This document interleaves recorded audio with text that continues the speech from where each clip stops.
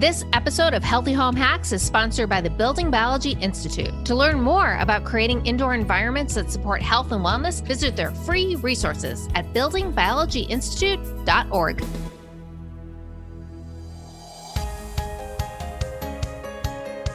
How would you like to improve your health and keep your family safe? You're listening to the Healthy Home Hacks podcast, where we firmly believe enjoying optimal health shouldn't be a luxury. Healthy Home Authorities and husband and wife team Ron and Lisa will help you create a home environment that will level up your health. It's time to hear from the experts. Listen in on honest conversations and gain the best tips and advice. If you're ready to dive in and improve your well-being and increase your energy, you're in the right place. All right, here are your hosts, biobiologists, authors, media darlings, vicarious vegans, and avocado aficionados, Ron and Lisa Barris. Years ago, my mother-in-law's dog passed away. She was yearning to adopt a new fur friend, and what better time than as we jet-setted over to Kona, Hawaii for an island-style Christmas. Lisa's mom, Denise, and her husband have been keeping an eye out online for this one tiny Chihuahua mix, which completely stood out. He kind of smiled in the picture, and while he was over an hour's drive away on the other side of the island, we all sensed he can be the one. As we approached the home up a dusty dirt road, we were startled to see the home was also not just the home of the pup, but a lot of dogs roaming the front yard. Big ones, small ones, most of them chained up, and all of them filthy and completely stinky. Out came a large, rough-looking Polynesian guy. Let's just say he resembled the Rock without the friendly smile. He pointed over to the dog we were interested in, and we almost fell over from the stench. This minuscule dog had a huge metal collar attached to a short chain. His ribs were showing. He was very timid, and he cowered as I reached down to pet him, clearly untrusting of men. Lisa and her mom played with him a while as I kept watch. Denise decided to take the pup home, and thankfully, like any good Hawaiian, she had a beach towel in the car. We wrapped up the newly named Kaikoa in this blanket. Lisa sat in front, holding him on her lap, his insanely 3-inch long nails cut into her skin as we held our breath in the car from the stench. We immediately dropped him off at Petco for a clip and dip that would be a challenge for even the most senior groomer as we left to get a leash, pet bed, toys, treats, and food. And an hour later, Lisa's mom went to pick him up, and as they pranced together towards back our car, we couldn't believe our eyes. Kaikoa was a new dog. The former dark brown pup was now this light beige, dirt-free, and beaming with pride dog. In the following days, he learned to play catch. He trusts not just men, but all people. His newfound personality slowly emerged. Kaikoa was never going to become this healthy and happy dog that he is today if we hadn't rescued him from this toxic environment. Is your environment toxic? While it's easy to visually see a home or situation that isn't healthy, it can be difficult to identify a toxic situation when the toxins themselves are tasteless, silent, odorless, invisible, and deadly. We are all today living in a wireless world where wireless radiation permeates our homes from desktops, laptops, smartphones, microwaves, iPads, game stations, nearby cell towers, and the new rollout of 5G. Under the guise of convenience exists an emerging health hazard called electropollution, and no one is immune. Someone who is a world-renowned expert on this subject and our very special guest today is Larry Gust. Welcome to the show, Larry. Lawrence Gust is an electrical engineer.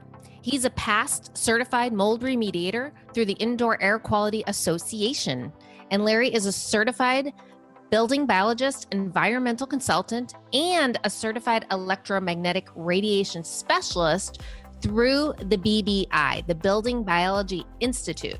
Mr. Gust has been teaching classes about the indoor environment for BBI since 1996. In fact, Ron and I were his students, and we are so happy to have him with us today. It's great to be here, Lisa. That does date me, doesn't it, Ron?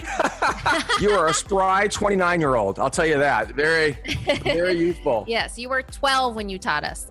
Well, I've aged well, Ron. So. Larry, I think it's important for everyone to realize the amount of work that you've done in the community of building healthy homes. How many homes have you assessed in your entire career? Well, it's been 27 years, and it seems like it's something around 4,000. Wow. I've been in a lot of places, Crawl spaces, roofs, yeah. and some businesses as well. Smaller business operations. I bet you've seen everything, Larry. I mean, I can't imagine the stories that you must have from some of the homes. None like the one Ron just told. I'll say that.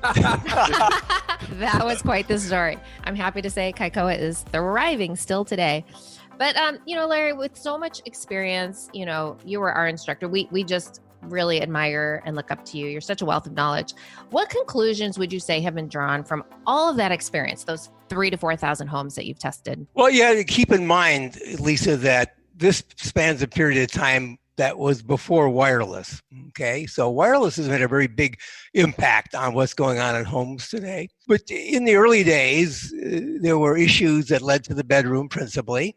And those issues in bedrooms were the sleeping conditions. And most of the time, those sleeping conditions were affected by earlier forms of electromagnetic radiation. They're still there, but they're being overridden by wireless radiation today. So what I was speaking about in the older days was electric fields from the way our houses are wired has deleterious effects on sleeping, resting, and how you feel during the day. And we've kind of added much more radiation to that by the advent of wireless radiation in houses. So, but still the bedroom, and what kind of rest are you getting? And is your body being able to rejuvenate itself while it's resting? That's an important point. So Larry, what are the electrical radiation components in the indoor environment? Well, there's some natural stuff going on, Ron. That's the molecules or the atoms in the air are charged, and they are charged in such a way that there's a balance almost between negatively charged ones and positively charged ones. And if you have the right environment in terms of those molecules, you feel good. And if you have an environment that has been altered by our man-made synthetic materials, you could feel bad. When I mean bad, you could feel kind of ill at ease and uncomfortable and irritable, sort of like people feel in Los Angeles when the Santa Ana winds are blowing, because those winds produce an ionization environment which is not like it is by the ocean, and which causes people anxiety, and fights break out and the police are busy. So there's an air ionization angle to where we live and how we furnish these homes. Larry, that's a great point. So you mentioned the ocean and the negative ions. Why do we feel better when we're walking down the coastline of a beautiful beach? Because there's a surplus of positive ions, and for some reason, the way we're built, you have more endorphins generated in positive ion environment that is making you feel up and positive and talkative. It's sort of like having a couple cups of coffee. Forget Starbucks, go to the beach. That's why I like the beach. And, and then you can walk barefoot on the beach and become electrically connected to Mother Earth, which is doing some other really good things, like causing electrons to move up into your body and to neutralize free radicals and reduce inflammation. Yeah. Yeah. And it's not just the beach, right? It's anything in nature, right? That generates, and I thought it was negative ions that were the good feeling ions. Yes, I misspoke, Lisa. It is positive ions are not good and negative ions are. I always remember that because it's the opposite of what you think. Like, So the student teaches the teacher now. it's right? a full circle moment. Okay. It's Wow. a full circle. Exactly. And just backing up, we have all these things that we put into our houses for convenience, which are power system electrical wiring. And so with that wiring come electric fields, and from miswiring come magnetic fields that are higher than they need to be and can have also profound health effects. And then all these devices generate radio frequency fields, and they purposely put energy into the air. And that energy is known as radio frequency radiation, or RF in short. And that radiation is energy in the air. It does work on your body. And it turns out that it's doing work on your body which isn't so beneficial. And so we have significantly polluted the insides of our homes with what? We've got our cell phone, which has replaced the landline. It's always on. We have cordless phone, possibly, if we still have a landline. We have Apple TV, which is pulsing all the time.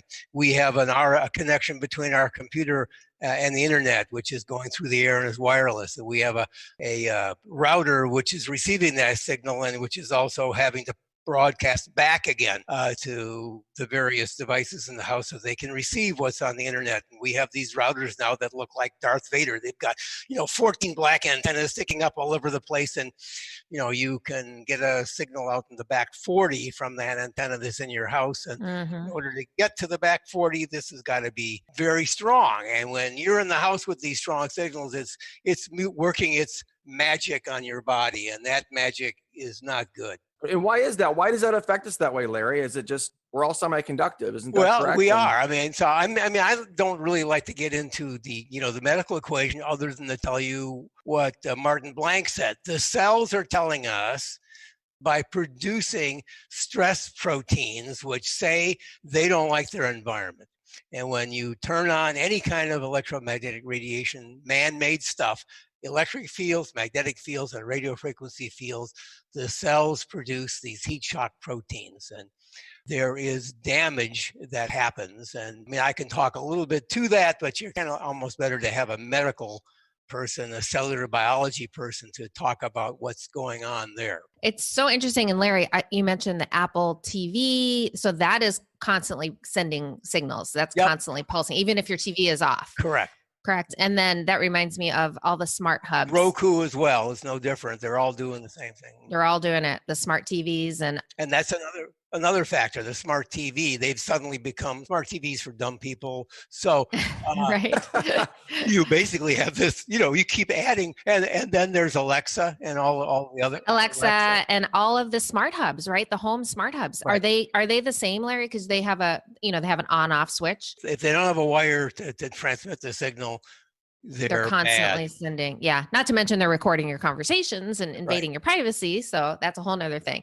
Okay. So you really did a good job explaining where these radiations come from within our home. Where are the radiation sources coming from outside of our home that we may not be aware of? If we go back to things in the past, you got a power line down your backyard that's supplying the electricity to the homes. There could be issues with magnetic fields from that power line which reach into your homes, and there's things that the power company shouldn't be doing that cause that to maybe much worse than it would be otherwise. There are power transmission lines, the things that are on the big erector set towers that you see moving across country that move large blocks of power from one place to the other.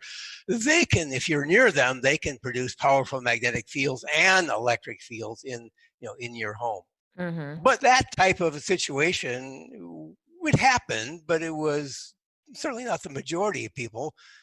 Now where communications radiation is becoming an equal opportunity exposure, anybody can have them in their house and you can all be exposed and suffer the kinds of consequences the few people who were living by power lines were 20 years ago. It's hard to escape unless you have a building biology environmental consultant come to your home and analyze and find out what's going on and actually read the levels with instruments to actually. It's hard to escape, and I appreciate the plug, but if you just think about the fact that you don't want to have these things in your environment, you can hardwire your computer. You can get rid of Alexa because it doesn't work without going through the air. You can go back to a corded telephone and use that principally, not talk for hours on your cell phone. Mm-hmm. And you can put a power strip on your entertainment center and you turn it off when you're done watching TV. Those things are a big help, and you don't have to pay me the big bucks. Yeah, that's true. I know we're a hardwired home. We have landline phones. Larry, you were the inspiration behind all of this. You were our initial teacher, and we're so forever grateful to you. I know. And what you taught us. This is not a joke. When you get sick from this stuff, it's no longer a joke. And getting well is a hell of a high hill to climb. So, an ounce of prevention, so to speak. It's a lot easier to prevent illness than to reverse disease. It's a lot easier to prevent it in the first place. So it's so important. The work of Building Biology, and if you're not familiar, Building Biology Institute is a nonprofit organization that's dedicated to the holistic science that you can embrace. In their seminars, their courses, they have certification programs. On their website, they have fact sheets and videos on designing, building, and remediating health supporting structures that are in harmony with planetary ecology. You can find out more and become a member at buildingbiologyinstitute.org. buildingbiologyinstitute.org. That's buildingbiologyinstitute.org. Yes, please do that. So Larry, we talked about some of the dangers inside and outside our home. What are the symptoms that are associated with exposure to EMR? Well, first of all, there's no, like, if you've got yellow eyes, you've got jaundice type of situation with electromagnetic fields. So people respond differently, and therefore there's a broad range of thinking. Difficulty concentrating. I can't focus on what I'm doing. RF type radiation, fatigue, sleep disruption. I mean, God almighty, there's so many people going to sleep clinics these days when their houses are filled with the kinds of products we were talking about just a moment ago. Their sleep disruption would probably, you can't guarantee these things, would probably go away if they cleaned up their sleeping environment, as we talked about. Headaches, depression. There's a lot of people, depressed people. It's reducing serotonin, and therefore it causes depression.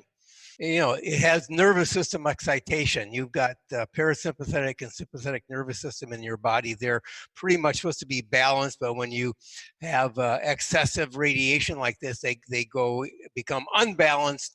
You get into fight or flight. That causes bad things happening to your body. If you're it's like being under stress all the time. Part of the stress is now being caused by this stuff we put in our homes. Irritability, suicidal ideation.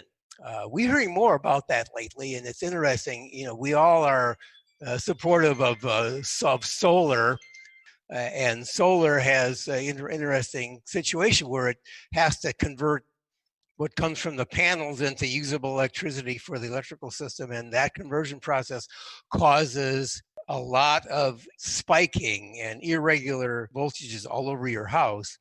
And we've been seeing that as we grow in this, and we have very much different capabilities to suppress those unwanted noise signals. We find people who have suicidal tendencies, when you turn off their photovoltaic system, it goes away. Wow, really? The impacts are just so enormous, and people don't know it. And maybe they're under stress from work, or they got something going on, and they don't like work. Maybe they think this is why it's happening. But yeah, it's hard to pinpoint sometimes. This is an interesting where green, sustainable building and biology are very different. A lot of people think building biology is, the same as green building, but building biology is always about the health of the occupant. And in green building, like the solar, that's such a great example of something that somebody would think is not only doing good for their electric bill, but for the environment. And here it could be causing you so much harm. And electric cars too, right? I mean, you're in a little electric box when you're driving around in that. It's kind of, I don't know, I guess trying to go back to natural, although solar sounds natural, you would think that is doing that, but really just honoring the earth and connecting, like you said. And I don't know, would barefoot and earthing help if you had solar in your house? Would doing that help at all, or not really? Well, I mean, I've had one client who couldn't get out of her electrically polluted situation, where being grounded at night did help her sleep some, but it was not a full solution. And the full solution is to understand what these energies are and where they exist in your house, and to minimize your exposure to them. It'll pay dividends long term in terms of your health. We talked about a lot of different electromagnetic radiation. Is one kind worse than another? Are there different types? Can you kind of elaborate on that? Well, yes. I mean, the radiation before communications, RF communications radiations that we're talking about so much today, we were exposed to a fairly smooth, undulating change in the voltage in our house. It's called alternating currents, or AC, electricity, or AC voltage. Then we began to introduce things that were more erratic and changing much more suddenly. And it would appear, 30 years of research shows that our bodies react more negatively to pulsing or rapid changes in electromagnetic energy. And that, of course, is exactly what we developed for wireless communications. Everything that we talked about, the smart hubs, your cell phone, your laptop, your kid's baby monitor, right? I mean, all of it, your cordless phone. When Larry mentioned going back to a landline, he did not mean a cordless phone. Yes, right. It plugs into the wall, but it sends those pulse signals constantly. And that was something Larry came to our house years and years ago, and Ron was working kind of next to his desk was his cordless phone. And he was easy to agitate, just sort of on edge. And, when we tested that, it was shocking, right? The cordless phones are a huge emitter. We're in a multi-level home too. And the emission from the cordless phone in the kitchen, which was below our bedroom. Oh yeah. I mean, you have to understand, right, Ron, that the idea is you want to be able to use the handset of your phone in your bedroom. So the signal's got to get through the floor. Right. And you remember if you ran out in your backyard with that phone, it probably didn't work. Well, that ain't the case with cordless phones today. They've souped those damn things up because people want to walk down the block and talk on their phone. Well, that makes the power level in your house even greater. I mean, it's hundreds of times greater than it used to be. Right. With all of the things that we've brought in, besides a cordless phone, if you still even have one, it's thousands or tens of thousands of times more pulsing energy in your house than existed even 10 years ago. Wow. We're living in a toxic soup. The microwave, the microwave is different because that's really only pulsating when it's on. And I don't know, do people use microwaves anymore? That's true, but you can measure it 5 rooms away. When it's on, right? When it's on. Yeah, that just goes through the walls. Yeah, people are kind of surprised until they see it. Would you agree with that, Larry? I mean, when you go in there and you got your instruments and you're showing them, it's like light bulbs go off. But when you tell somebody, it's hard sometimes to get them to understand because they're invisible. We don't see them. We don't smell them. We don't taste them. These pulsing signals are affecting our cellular communication and our DNA and all of this. Yeah. And the effects creep up on you slowly. It's sort of like putting a frog in a pot and turning the heat on and the water is heating up. Well, we're like the frog and we're in the RF water. Right. And it's heating up and we're getting really serious now with the advent of 5G. We brought the burner right under the pot when it was foot away from the pot before.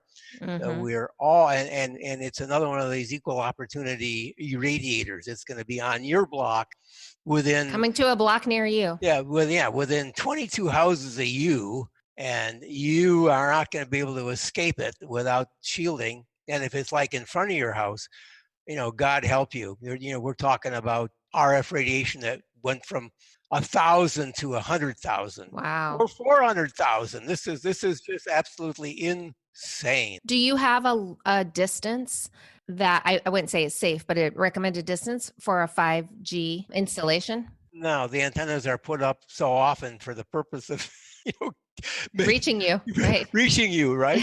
Yeah. They have to know within a very, within a foot or so where the device is that wants to get the 5G signal.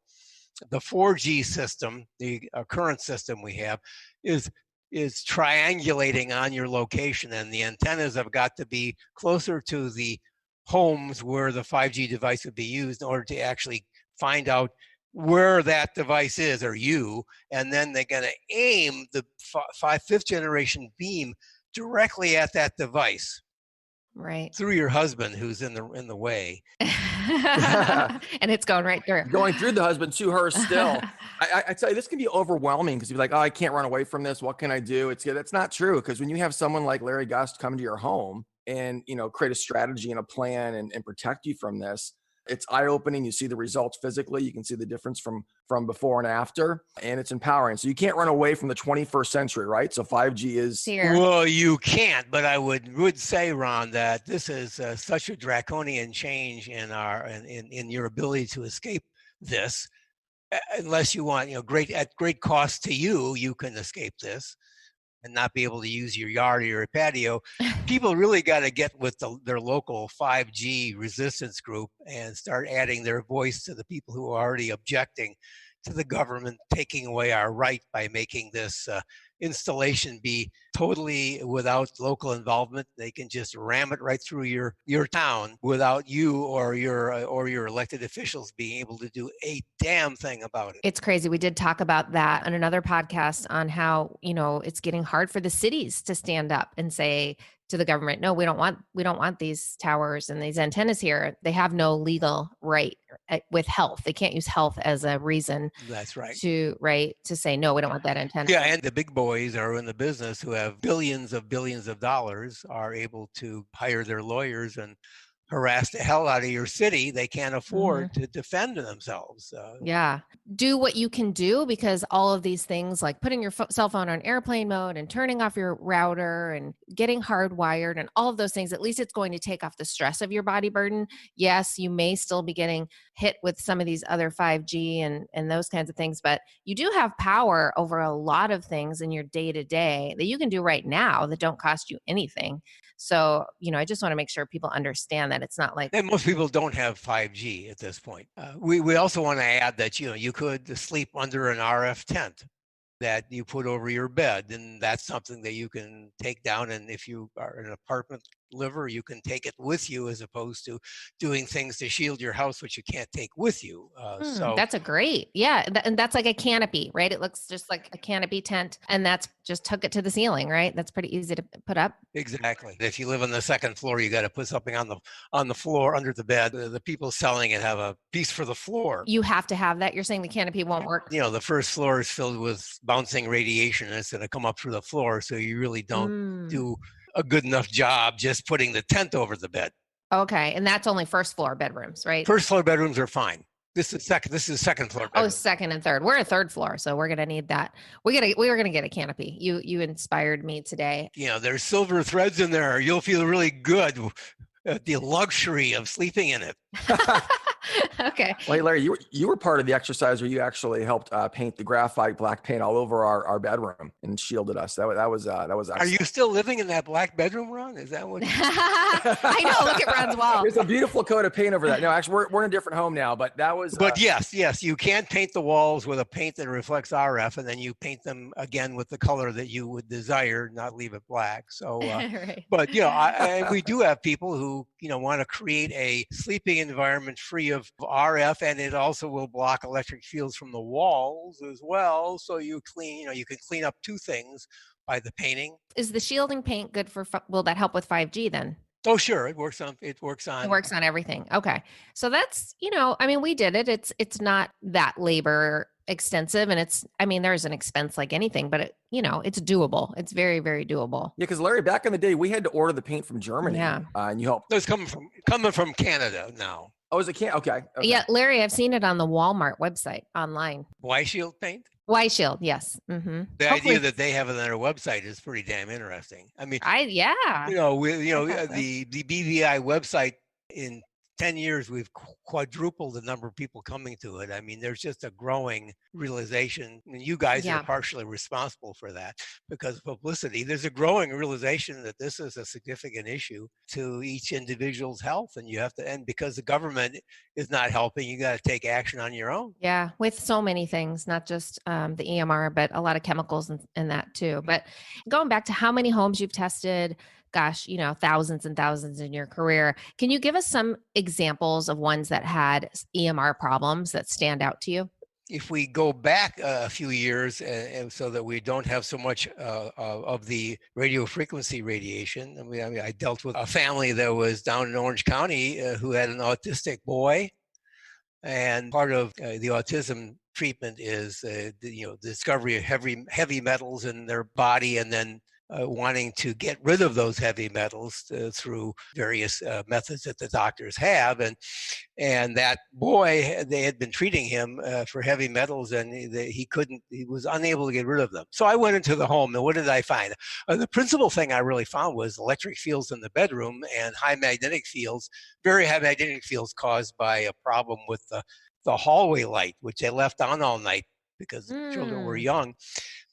And there was an early version of a Wi-Fi router underneath his bedroom in the office. Oh my gosh. Those are fairly weak in those days, but it wasn't a big deal here. It was get rid of the router and hardwire, turn off the circuits that affect the electric fields in his sleeping area, and have an electrician come in and appropriately wire the switches for the hall light. And he started dumping heavy metals just after that, like crazy. Wow, that is so interesting. His body literally couldn't release them because he was constantly being bombarded with all of that. That's just to reiterate what Larry just said, think about not just your room, but what's around your room, what's under your room, what are on the other side of the walls, refrigerator, your router, Can you move things? Can you make a simple move of your bed to get further away? Because as we know, distance is key when it comes to RF. We want to provide as much distance as we can. Like, we don't get great reception in our home, and I always have like one bar on my phone. And obviously you'd think most people would think that's good. It's actually worse. That signal's having to work so hard to reach you. And it is so frustrating.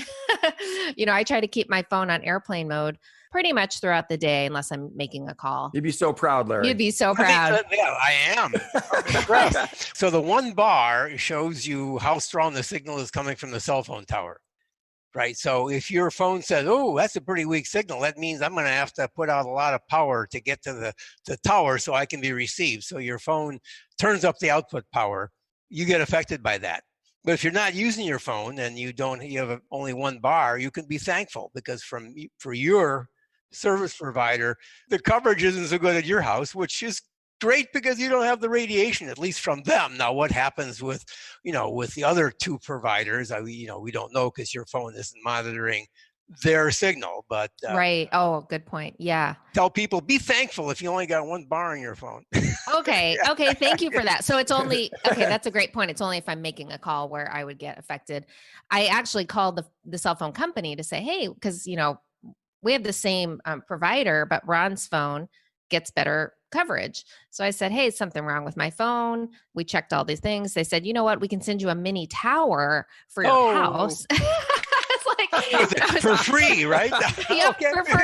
For free. Thanks. Larry, how many homes that you've inspected, or what percentage would you say where the situation is so bad that you advise that the person move out of the home? What would you say is the percentage of that? 1 or 2%. Okay, that's good. That's really good to hear. Okay, so most can be remediated. And we have to keep in mind that it was one of the remediations I'm recommending. You move to another home, and especially if it's involved with wireless radiation, you might not have it today, and then it gets installed tomorrow. So it's going to cost a large chunk of money to sell your house and move. It may be better to fix the existing house. Right. That's a good point. So what can a person do about EMR, Larry? First of all, listen to you that it's actually there, and bodies don't like it, and there's certain things you can do on your own without hiring me or anybody like me to come in. Things you can do on your own to improve your situation. And those are kind of like turn off a circuit breaker for the plugs in your room. Get rid of your Wi-Fi and hardwire your computers. Ditch Alexa is telling the government what you're doing anyway. I'm really strongly recommend go back to a landline. You can get a voice over internet type line. You don't have to go back all the way back to the days of copper wires and AT&T. But use a landline and call forward your cell phone to your landline and leave your cell phone off. Don't have it in the bedroom with you at night. Oh, teenagers, anyone listening, I say teenagers, but it's not just teenagers. So many people sleep. Teenagers and their parents. So many people sleep with the phone near their head on all night. It's shocking. Let's reiterate that, because if you're a parent and you're listening, make sure your kids aren't doing that. At least turn the phone on airplane mode. You can still use it as an alarm clock when it's on airplane mode. And, you're going to survive not checking your texts for 8 hours. It's like a simple thing. My goodness. And you might sleep better too. Yeah. So not wake up and have to check your text because you'll be sleeping. The other thing exactly. to you is don't charge your cell phone next to you on your nightstand, because the charging cord has got electric fields and that gets on your body, and that's disturbing the sleep. So I would say put it across the room and plug it in over there and put it on airplane mode, and the alarm goes off. You'll have to get up to turn it off. Yeah, it'll get you out of bed. It's a win-win. There's so many things. Distance, turning off the router, right, Larry? I know you said hardwire, but hardwire, turn it off at night when you go to bed. Or better yet, put it on a timer that has a backup battery in it. So if the power goes off, it doesn't lose its settings. Yeah. And you don't have to, I forgot to turn it off. I don't want to get out of bed. So it just turns off at 11 o'clock or 10 o'clock whenever you go to bed. That's Get rid of your cordless phones. Cordless phones, right? So yes, get rid of those. But Larry, you can you'll put a demand switch in there You can. Well, when I said turn off the power to the bedroom, I mean, that is usually the heavy hitter in terms of electric fields. But generally, there's more than one, but you need to have instruments to figure out which circuits there are that are affecting the bedroom other than the one that supplies the outlets around the bed, which is like obvious, right? Right. You turn it off and whatever you got plugged in doesn't work. So you know that right away. And obviously alarm clocks. I don't know that really a lot of people are still using them because people are using their cell phones, but obviously alarm clocks are a big emitter of electric fields. And magnetic fields, if you go back. And magnetic. It's probably only 2 foot from your head, and whereas the fields don't start to really taper off till 3 feet. So right. I like your phone better on airplane mode than I like one of those old-fashioned clocks. And when you turn off the outlets all around your bed, you're going to have a clock plugged in anyway, so something on battery is really necessary. Battery, that's what we use. We have a little battery. It's a little travel battery clock. It's just probably like a $2 clock. That's what we use. I remember a funny story a long time ago. So Larry was testing our bedroom and we were so proud we had this electric field protected clock. Yeah, they advertised it as a low EMF clock and I spent a lot of money on it. It was the big digital clock that Larry's talking about. So this is great, Ron and Lisa. I say this is great, but it has a magnetic field. Yeah. Do you remember that, Larry? It was giving off a strong magnetic field. Was that a Schumann resonance clock? I don't know. I bought it a long time ago. It's in a landfill now. It's in a landfill somewhere. Yeah, exactly. The thing that I want to leave with people is, I mean, this is GD serious. This is big stuff. Everybody, nobody's got a different set of cells in their body that responds differently to man-made radiation. We're all made out of the same stuff. And this cellular response, making heat shock proteins, is happening in everybody. Some people are symptomatic and they have to look for relief. Other people at this point in their lives are what they call asymptomatic, but these are still happening to you on the inside of your body. And the question is, how much risk are you willing to take that, like 10 years down the road or 5 years down the road or next week, you are not going to be affected by the conditions you're living in at home? Or do you want to take some action? Because there's 3,000 or 4,000 peer-reviewed research studies that show this is bad for us. You want to take some action. We grew up, thankfully, in a wired generation, and these children today didn't. And we don't know those effects really even. It's really scary to think, about that because they've never had that. They've never had a life where they were fully away from all of that wireless. So creating that sleep sanctuary is so, so important.